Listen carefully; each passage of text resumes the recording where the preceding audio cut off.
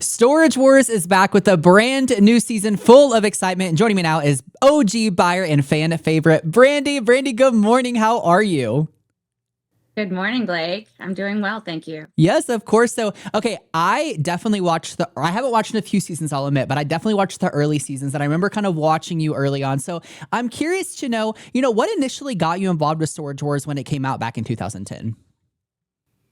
I was already buying storage units. I owned a store at the time and was approached at an auction to do a sizzle, and it's 16 seasons later. Here we are. Yep, 16 seasons later, here you are, which is just even crazy to say out loud. On that note, though, did you ever expect one of two things? Did you ever expect it to be this successful and then still be on air 16 years later? I did not expect it to go anywhere. I was like, who is going to want to watch this? But they've done so well just making it, watchable and exciting. It's a modern day treasure hunt. People love the competition and they like to learn about the obscure items and what they're worth, and they always have somebody that they want to root for, to win. So I mean, there's so many elements to it that make it great. Yeah, absolutely. Well, and as I said, you're a fan favorite and people have loved watching you every single season. So kind of tell people what they're in for with season 16. We've changed it up to an hour-long episodes, so you'll get to see a lot more of the background and the crazy things that we're doing. And We went to an estate sale this season. Yeah, in one of the episodes, that one was really fun for me because I won big. So,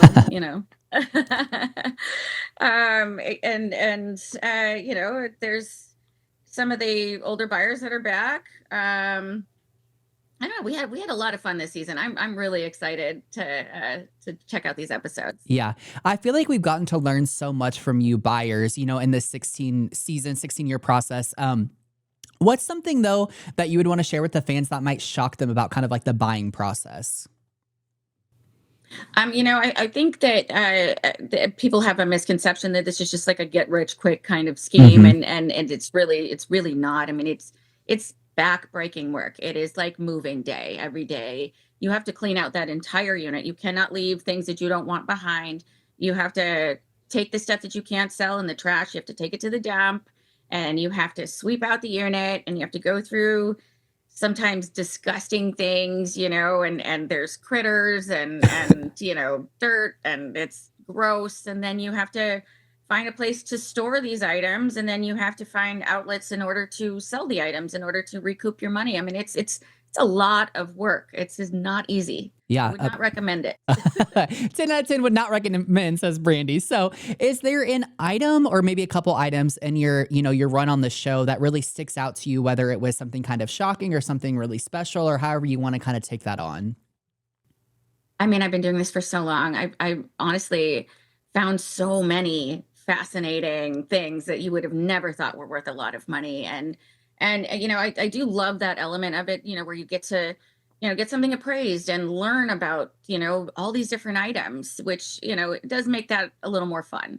But I'm also a bird in the hand kind of person, and I don't like to hold on to things. So I'm like, sell it, you Yeah. know, take it. Yeah.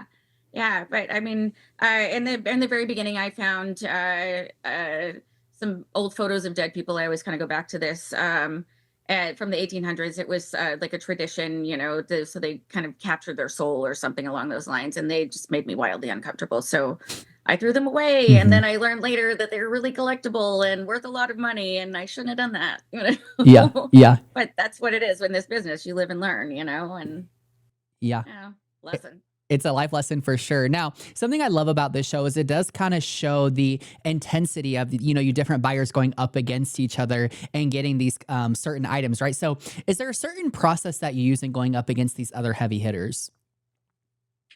Again, it's all with experience, and you do have to be, tough out there because some I call it kind of peeing on trees. These guys kind of get out there and they will overspend their money. You always have to kind of cap yourself so that you don't overspend, and because you can spend yourself out of this business. You can go broke doing it if you keep doing stuff like that.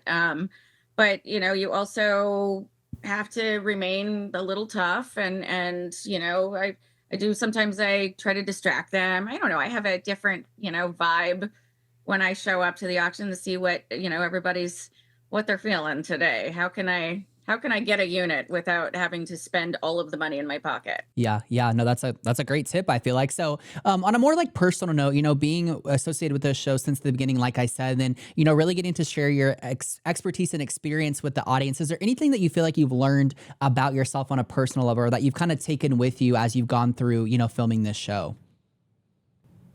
I'm definitely have more of a thick skin than I thought would be necessary in life, but that's part of it. You Hmm. just have to kind of, create maybe a persona, and then go home and be more yourself. You can be a little softer, and and kind of try to let go of all of what comes with this, Yeah, yeah, because that it's, yeah, that infamous work-life balance they talk about, right? So, well, Brandy, thank you so much for taking the time to speak with me this morning. We're so excited for season 16 of Storage Wars, June 7th on A&E. Do not miss it. Thank you, Brandy.